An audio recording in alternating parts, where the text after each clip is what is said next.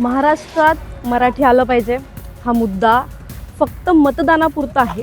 हे मी का बोलते हे तुम्हाला कळेल, कारण की इथे बघा ही मिठी नदी आहे। महाराष्ट्रात विकासाचे मुद्दे पुढे ठेवून कोण निवडणुका लढतंय, किती लोकांना विकास हा महत्त्वाचा आहे ते हे बघा। इथे बीकेसी आहे, बीकेसी आपल्याला या फ्रेममध्ये दिसते, या फ्रेममध्ये आपल्याला मिठी नदी दिसते। अर्थातच आत्तापर्यंत कळालं असेल की मी धारावीमध्ये उभी आहे। धारावीतल्या लोकांशी बोलताना अशा खूप गोष्टी तुम्हाला या व्हिडिओत जाणवतील की इथे मराठी अमराठी हा मुद्दाच नाही आहे। मराठी अमराठी हा मुद्दा फक्त आणि फक्त वोट बँकसाठी आहे। 15 तारखेला तुम्ही लोक मतदान कराल। 15 तारखेला मतदान करताना हा विचार नक्की करा की इथल्या मुलांच्या भविष्याचं काय। इथली मुलं आज अशाच वातावरणात मोठी होत आहेत। आपल्याकडे गुन्हेगारी का वाढते, आपल्याकडे गरिबी का वाढते, ते इथे येऊन तुम्हाला कळेल आणि या व्हिडिओतर्फे तुमच्यापर्यंत पोहोचवण्याचा आम्ही प्रयत्न करू।